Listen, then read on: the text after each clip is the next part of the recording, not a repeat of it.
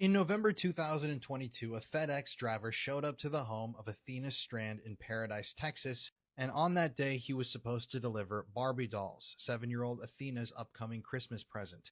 However, shortly after this delivery, young Athena Strand was reported missing, and for days nobody knew what had happened to her. Eventually, though, the authorities found a suspect, and their suspect was a local FedEx driver named Tanner Horner. So immediately to authorities, Tanner claimed that he had accidentally struck Athena with his car and had panicked and picked up her body and gotten rid of it. However, as the investigation pressed on, authorities began to see a much darker picture emerge. Tanner had actually kidnapped Athena from her front yard, and security camera footage from inside of his FedEx truck showed that she had not been hit, and heartbreakingly, it even showed the 7-year-old Athena asking Tanner, the driver, if he was a kidnapper, where they were going. And eventually, Tanner would sexually assault the young girl during a prolonged abuse and murder her in an unthinkably horrific way by strangling her and eventually stomping on her head until she was dead. Disturbingly, in some of the audio and video recordings shown during Tanner's legal proceedings, he can be heard singing along to holiday music like Jingle Bell Rock while Athena is dying. Tanner initially tried to claim that he had some sort of a split personality. He had an alternate personality that had taken over him, but prosecutors were eventually able to debunk that story and prove that it was false. Tanner also tried to claim at one point that there was an old man involved in the abduction and murder of Athena, and that he was basically forced to carry this out, and he also claimed, of course, that he didn't sexually assault the 7-year-old girl, but all of that was proven to be false as well. Some of the images and details that have come out of these court proceedings that occurred recently have been heartbreaking, horrific, and hard to even process. Even Tanner himself couldn't really bring himself to look up at the photos of him carrying out this act against Athena, but Tanner never stood a chance. At one point, he tried to cover the cameras in the FedEx truck, but searches on his devices that were later discovered showed that he was frantically investigating whether or not these cameras record continuously, which, yes, of course they do. There were also multiple other survivors that came forward during these court proceedings claiming that Tanner had raped them earlier while they were also underage, which proved that Tanner wasn't just a sadistic killer, he was a repeated offender, a serial pedophile. Now, Tanner was just convicted and sentenced to death here in Texas, and I hope that that process is very, very quick. My wife Courtney and I just covered this story on our podcast Murder in America, so if you want to hear the full story, be sure to check that episode out. It's available now on all streaming platforms like Spotify, Apple Podcasts, or really anywhere you get your podcasts. Assaulted, strangled, and killed his girlfriend and recorded the entire thing over a 7-hour period. He got this all on video, there's audio, it is horrific. His name is Kevin Modicki, and his girlfriend was Catherine Torbick. Summary: Catherine was a nurse and she was murdered by her own boyfriend. He got charged with first-degree murder and 3 counts of criminal sexual abuse and assault. Problem of domestic violence, and the police knew about this too. They were about to put out a warrant for his arrest before all. The chilling thing is too, because she went missing for 1 day and no one heard from her, they knew something was up. So someone immediately called and did a welfare check. The police came and then saw the scene. When they came into the home, she was lifeless, obviously, just bruises, wounds all over her body. They found Kevin hiding inside the garage and arrested him. Audio device on him with 7 hours of recording. And in the audio, you can hear her say, "Do not put those handcuffs on me," and then him asking her if she's cheating on him. Minutes, you can hear her literally get strangled. It's horrible. I just read about it. I don't even want to listen to it, to be honest. This happened close to Chicago, so I'm sure a lot of my Illinois or Chicago viewers have heard about the story.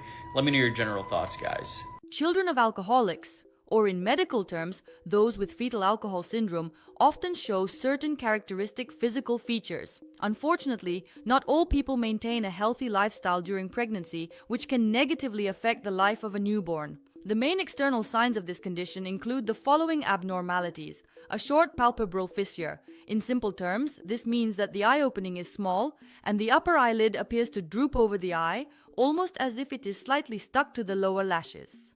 There are also issues with the upper lip. It can be so thin that it seems almost non-existent, often appearing as just a narrow line. Meanwhile, the lower lip is normal, which creates the impression of a larger than usual distance between the nose and the upper lip. In addition, the philtrum, the groove between the nose and the upper lip, is often absent, so the area looks smooth and unnatural. Another symptom is a prominent, protruding forehead, while the overall head size is relatively small. Her husband, a chiropractor, was poisoning her the entire time, and all for her insurance money. Hannah Mann began feeling extremely sick, nauseous, and dizzy for months until she decided to finally go to the hospital. After tests were done, doctors found that she had large amounts of lead in her system, approximately 8 times higher than the safe limit. Immediately, they knew that she was being poisoned. They then find out her husband, Brian, was giving Hannah supplements that were laced with lead. And get this, he got this lead from the clinic he worked at. So earlier that year, he remodeled the X-ray room at his office and removed the old walls, which were lined with sheets of lead to block radiation in the X-ray room. He took this lead, crushed it into powder, and put them into capsules and told his wife they were immune supplements. The amount of work this man did, instead of just divorcing his wife, I will never understand. Hannah was so sick, they had to temporarily paralyze her because any slight movement could have dangerously tipped off the pressure to her brain. They then find out that Brian took out multiple life insurance policies on his wife of over $1 million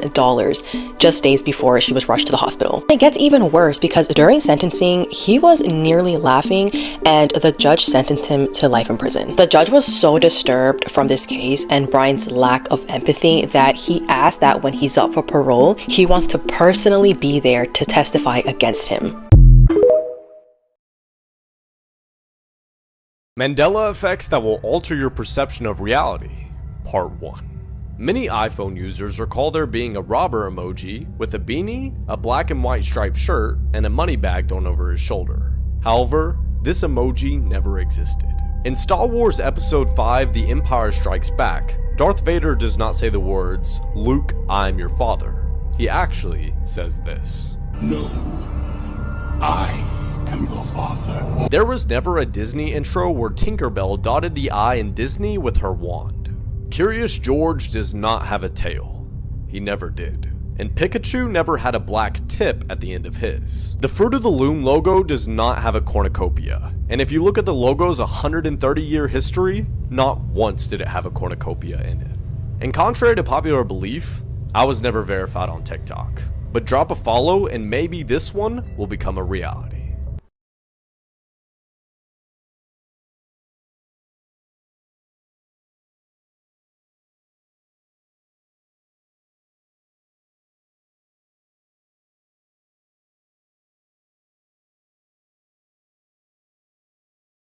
Morbid Facts, Part 939. Manute Bol, one of the tallest players in NBA history at 7'7", lived through extreme hardship long before playing basketball. He reportedly witnessed villages in Sudan being attacked during the Second Sudanese Civil War and claimed he once killed a lion with a spear as a teenager. After making it to the NBA, Bol earned millions, but gave away most of his money to support refugees and humanitarian efforts in Sudan, often leaving himself nearly broke. In 2010, he suddenly became ill after returning from Africa. Doctors diagnosed him with acute kidney failure and Stevens-Johnson syndrome, a rare and life-threatening condition that causes the skin to blister and peel away. He died at just 47 years old, with much of his body covered in painful lesions from the disease.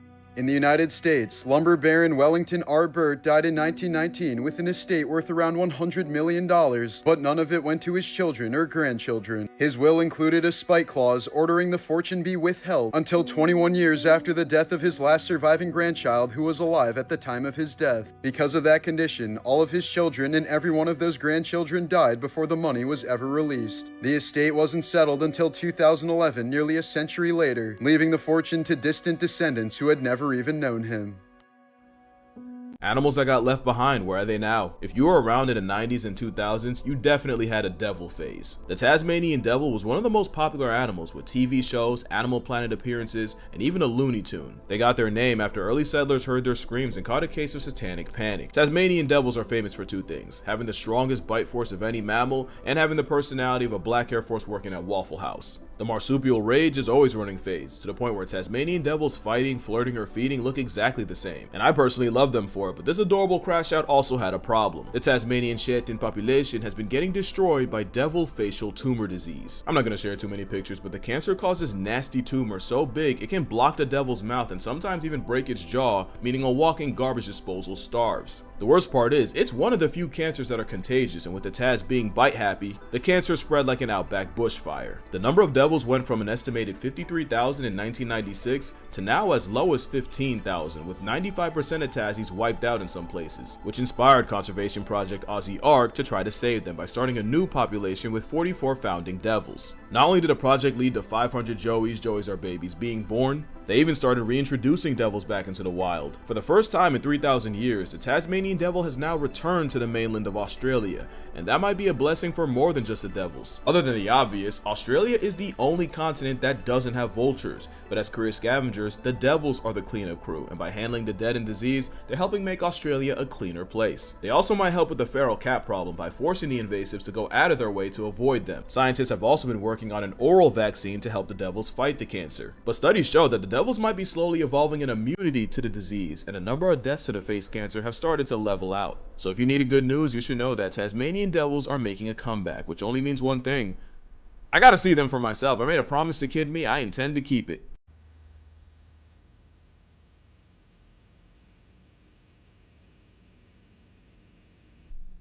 Screw it, I'm shooting my shot. Hey man, I can't dance at all, but I'm funny sometimes. We could definitely work something out. The more you know. Creepy last words people said right before dying. A guy was rushed into a level 1 trauma facility from a motorcycle versus truck collision. The guy's able to talk at the beginning. He was drunk and cussing out the doctors and nurses trying to help him. They end up intubating him to preserve the airway, and he's going downhill fast. He codes, but they manage to bring him back. Suddenly, the guy comes completely to, rips out his tube, grabs one of the med student's hands, and lets out a breathy-like scream. "Don't let me die. I'm going to hell. Please don't let me die," he said. This freaks out everyone. The guy said he woke up in hell on fire and keeps begging someone to check his feet for burns. Nobody could believe he pulled out his tube and was talking. Despite everything they did, the guy still died. The doctors and nurses were freaked out about it for weeks. I'm sorry, but scientists have just found your brain's on and off switch.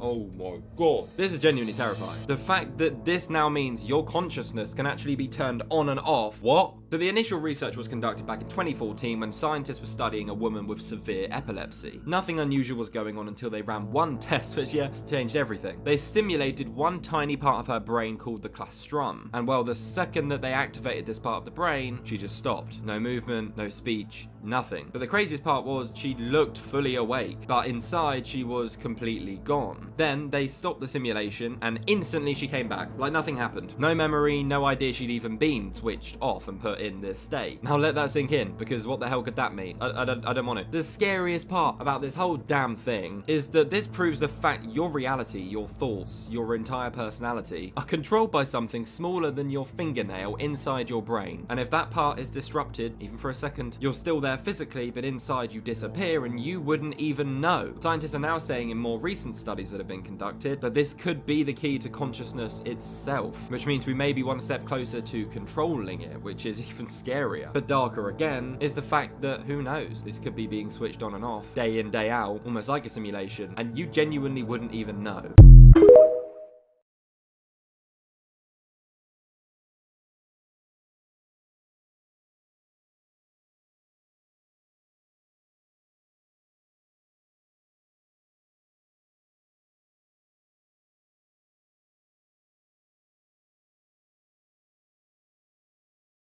Did you know that if you fall asleep on your back tonight, you're probably going to go into sleep paralysis? And when you go into sleep paralysis, this isn't like a ghost story. No, this is your body being fully aware that you're awake, you're conscious, but you can't move, so it cannot sense your own body. And this creates a giant amount of sensory deprivation. When you're sensory deprived like this, it's like, okay, there's supposed to be a person here. I got it, I'll create one. So it creates a demon or some sort of hallucination or shadow person that's staring at you and or approaching you. Think of it as something trying to get back into your body. Think of it as your body, almost like this shadow person is your mind creating your body, trying to get back into your body so you start to move. That false intruder or that demon or that shadow figure or whatever is actually you, or what your brain makes an account for you not being there is what it thinks is happening. Oh, also the reason why you get this while sleeping on your back is because of the restriction in your airway when you're sleeping on your back because of gravity, and it also increases REM sleep. Also, if you think about the hallucinatory aspects of this, you're more likely to hallucinate if you can fully see the room around you, which is when you're sleeping on your back. Anyways, that's what I learned today. The end.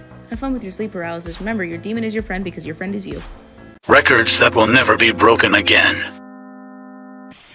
This is Valentina Vasiliev. She holds the world record for being the mother of the most children in history. Between 1725 and 1765, she gave birth to a total of 69 children across 27 pregnancies, having 16 pairs of twins, 7 sets of triplets, and 4 sets of quadruplets after being pregnant for about 18 years in a 40-year span.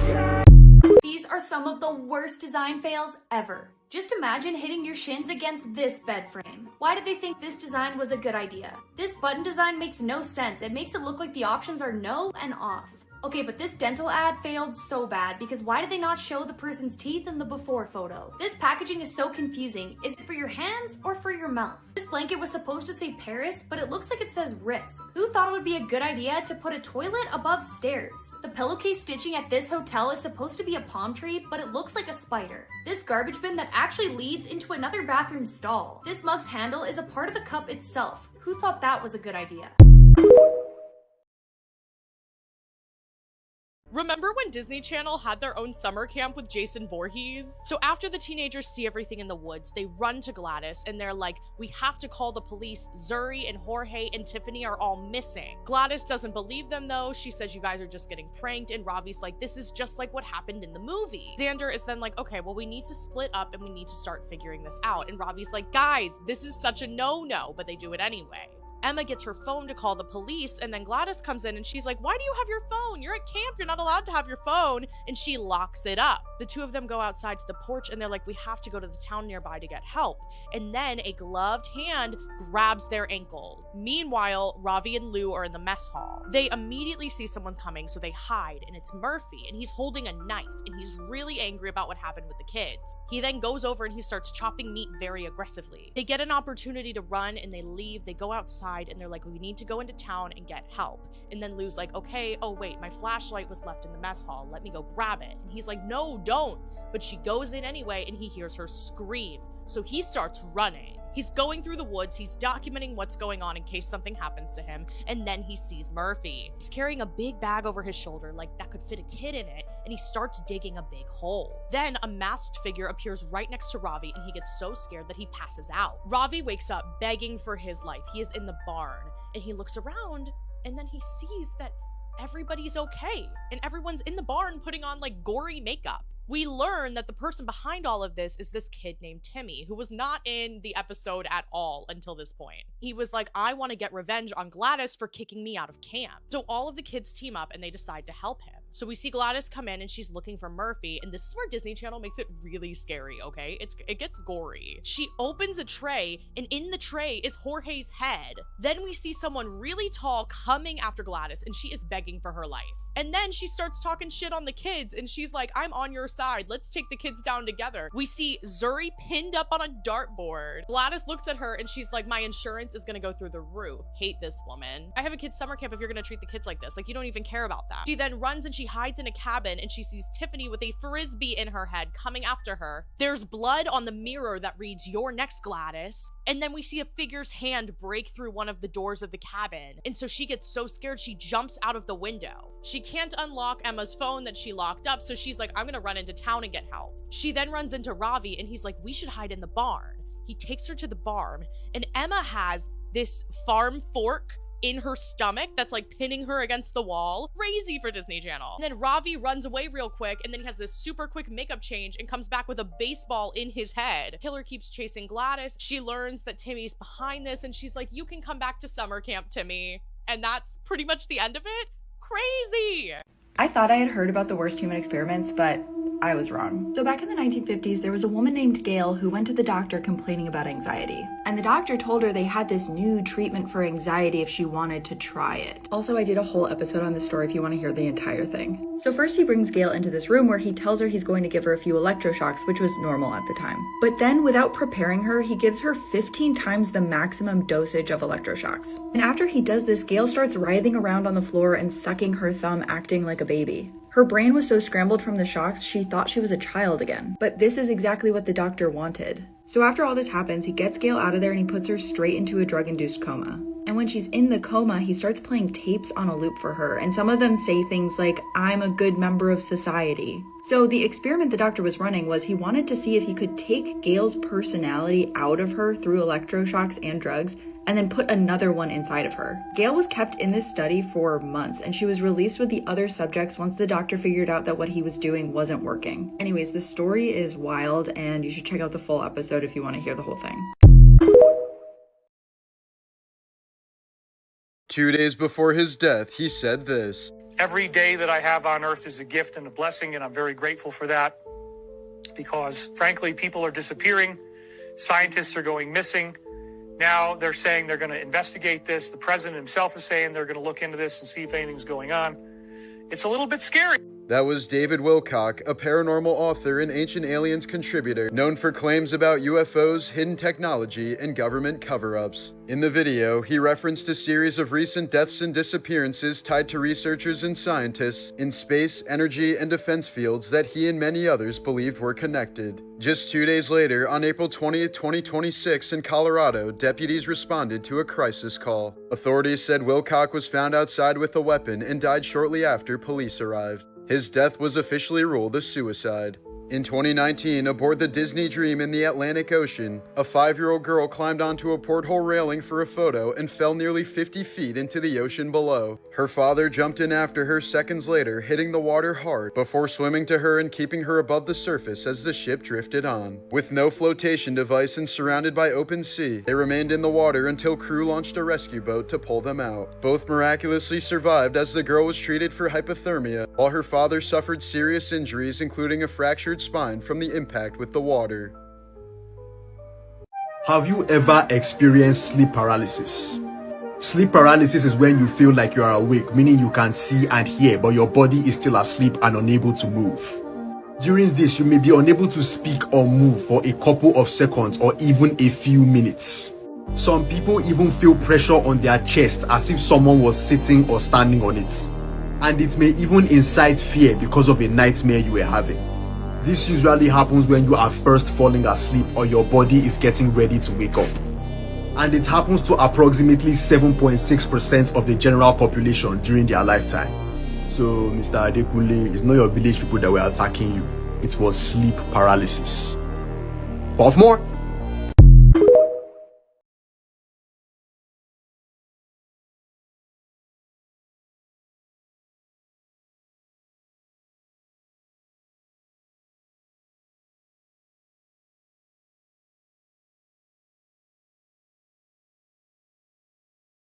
A high school senior took her life in a school cafeteria yesterday on Monday, April 20th. She posted some very concerning things to Instagram in the hours before she took her life as well. Authorities in Parma Heights, Ohio are investigating the tragic incident where an 18-year-old female student died after she shot herself inside a cafeteria of a high school. The incident reportedly occurred yesterday afternoon at Valley Forge High School. According to reports, authorities responded to the scene of the school at around 2:10 p.m. This was after they received reports of a shooting on the school campus. It was said the shooting involved one single gunshot and one student. After the shooting occurred, police said there was no ongoing threat to the public. The student has since been identified as 18-year-old Marissa Rand, who is pictured here. First responders provided aid to her immediately before they transported her to a local hospital. However, despite medical efforts, she died from her self-inflicted gunshot wound. Witnesses who were students have since said it was a super chaotic and a very emotional scene. And that was as the shooting occurred, close to the time when school was supposed to be dismissed. School resource officers were said to be urgently directing students away from the cafeteria where she shot herself. Students were then evacuated to a designated reunification site where support was provided to them.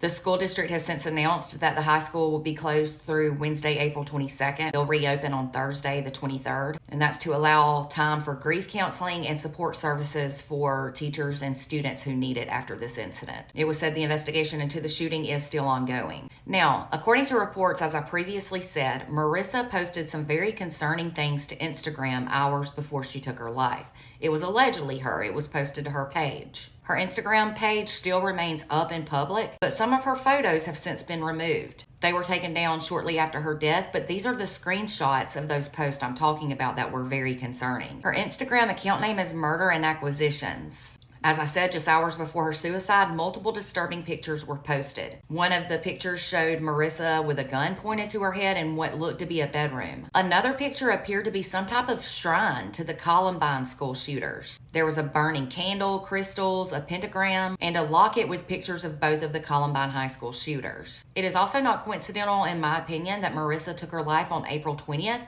because that is the Columbine shooting anniversary that took place back in 1999. So it's not clear if she had plans to try and take the lives of others in a possible school shooting, and maybe she changed her mind, or maybe she was just planning to take her own life the whole time. I don't know. But why else would you have those pictures and an alleged shrine of those school shooters? I do hate she took her own life, but I'm so thankful she didn't take others with her. It is just a sad situation all the way around, and my thoughts and prayers go out to that entire school community. And of course, to all of Marissa's loved ones. For more content, be sure to follow and subscribe if you're on YouTube. After you're done watching this, you will start to question your entire life. So this bizarre experiment exposed something very wild about human behavior. Scientists put 5 monkeys in a room. In the middle of the room, a ladder. And at the top of the ladder, bananas. Every time one of the monkeys tried climbing the ladder to grab the bananas, the scientists sprayed all of them with freezing cold water. So naturally, after a while, the monkeys learned. Touch the ladder, everybody suffers. So they stopped trying. But then the scientists did something really weird. They removed one monkey and replaced it with a brand new one. Now, obviously, the new monkey sees bananas and thinks, jackpot! So it runs for the ladder. But before it can even reach the bananas, the other monkeys start to pull it back down. Eventually, the new monkey learns, don't touch the ladder, even though it never got sprayed with cold water. Then they replaced another monkey until eventually none of the original monkeys were left, meaning none of the monkeys in that room had ever actually experienced the punishment, and yet none of them would touch the ladder. Why? Because that's just how things were done. Sound familiar? Because a lot of people are living by rules right now that they never question, limits that they have accepted, not because they're true, but because nobody ever asked why. Where are you staying limited right now and never stop to question?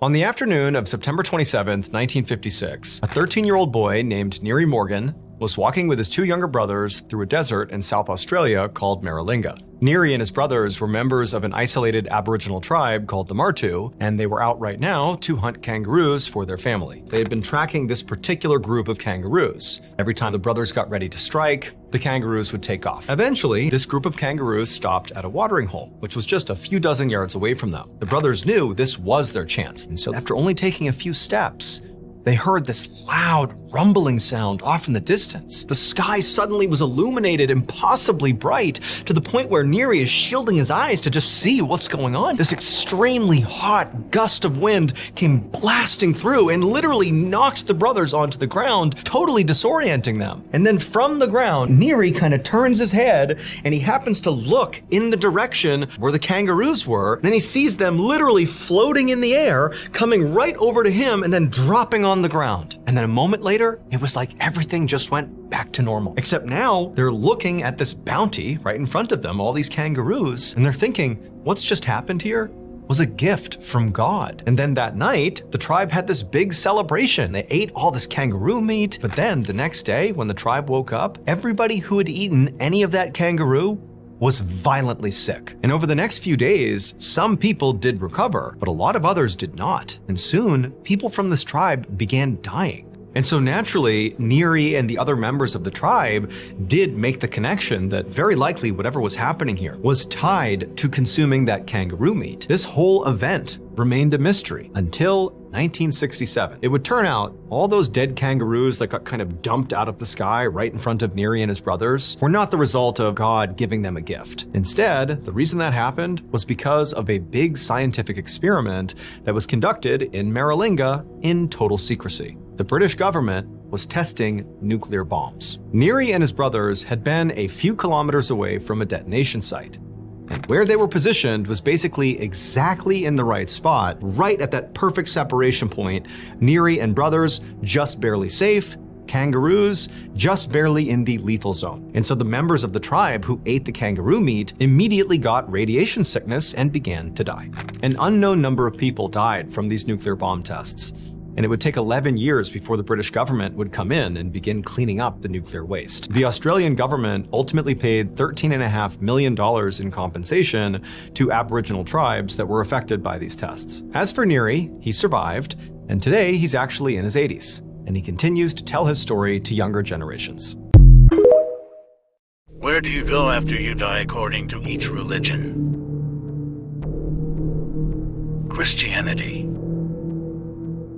Christians believe good souls may enter heaven after death. Islam. Muslims believe people are sent to paradise or hell after judgment. Judaism. Some Jewish beliefs describe the afterlife as the Garden of Eden. Hinduism. Hindus believe the soul is reincarnated into another life. Taoism. Taoists believe the soul continues existing in a spiritual realm. Atheism. Atheists generally believe there is no afterlife after death.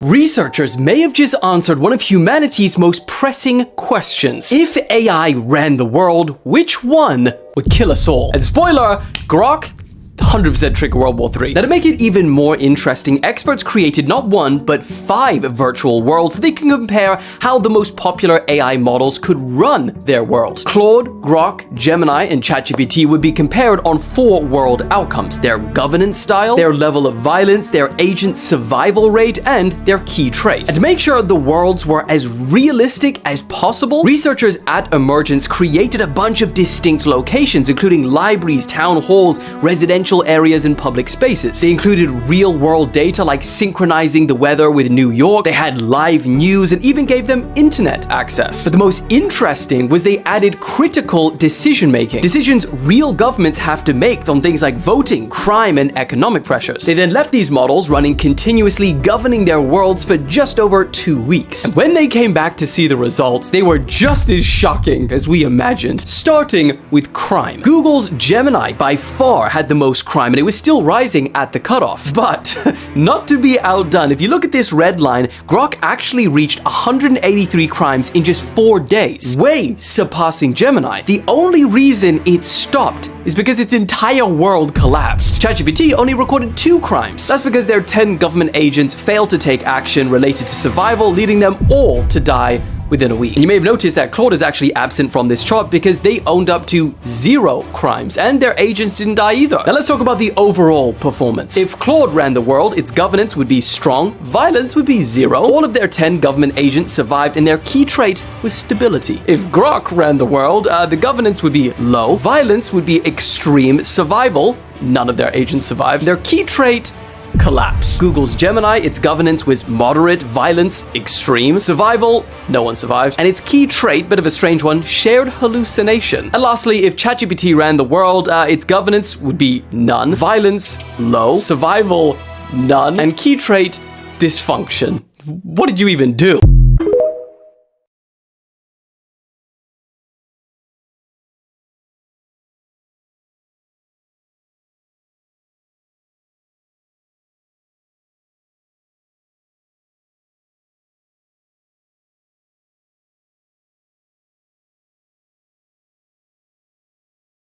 Sharks testing positive for drugs in the crystal clear waters of the Bahamas. We're talking painkillers, caffeine, cocaine.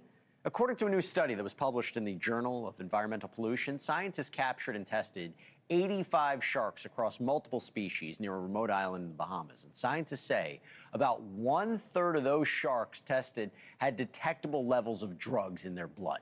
Now, this is serious because researchers say they're concerned about what constant exposure to these chemicals could do to the shark's health and to the balance of the entire marine ecosystem. And maybe more importantly, if the drugs will make their sharks more aggressive towards people. So is it safe to go back into the water? For that, I want to bring in Dr. Tracy Fanara. She's an environmental engineer and research scientist. Thank you so much for taking the time. Natural first question is, how are the drugs getting to the sharks? Are tourists flushing them? Throwing them in the water? Are they being dumped by smugglers? And also, how are they in such a form that they can be readily ingested? All great questions, and it depends where you are, because in a previous study in Brazil, we found that it was likely that sharks were being exposed due to illicit activities, very highly concentrated urban wastewater. In the more recent study in the Bahamas, these substances were found in the shark's blood, which means that they were likely consistently or chronically exposed to these chemicals at very low levels, so likely from wastewater overflows, septic. One study says that about 85% of the wastewater entering the coastal waters is either poorly treated or completely untreated, allowing a lot of the pharmaceuticals that are flushed down the toilet and from septic systems, boats, for examples, and of course, places where there's a lot of tourism, so a lot of wastewater entering those coastal waters. We've talked about the disgusting Brer Rabbit ride that has this rabbit submerged in that water for years. But have you ever heard of the temporarily abandoned Brer Fox ride that has this monstrosity in the water? This animatronic gator was abandoned in that water before they completely rethemed the ride, but let's focus on the fact that it was abandoned for a while. This thing is terrifying. It was a gator animatronic that would come out of the water. Let me move myself. Look at that. Is a huge animatronic that comes out of the water on this log flume ride that you would go through, and you would see that and it would go up and down. Here's another terrifying angle of it. This angle is by far the worst. You can see all of the mechanics underneath it. You can see the pit underneath it that it goes up and out of. Abandoned Brer Rabbit has a little bit of a run for his money now. That gator animatronic isn't the only terrifying thing that was on this ride before Splash Mountain closed. This thing is creepy. Also, why is he holding bro like that? Is that Brer Rabbit, by the way? I don't know. Are the Brers related? I don't know. The fox has this bear like strung up in a suggestive fashion. I don't want to know what's going on. They have another gator where a frog is on him. This thing is actually terrifying. Yeah, this entire ride was disgusting, and I see why it closed down now. How are we feeling about this submechanophobia nightmare of this animatronic in that water? I hate it. The origin of the virus was revealed. So, due to the hantavirus that was linked to the cruise ship that has resulted in several deaths, authorities have been trying to figure out what was the cause behind all of this. Well, we know it's a virus that's transmitted from rodents to humans, but authorities have went even further to investigate, and they expect it actually came from two passengers who visited a landfill in Argentina. And apparently they were in the landfill because they were on a birdwatching tour, and it's believed that they came in contact with the virus there. You know what? I've never heard of somebody going on a birdwatching tour in a landfill, but I'll make sure I don't try it out.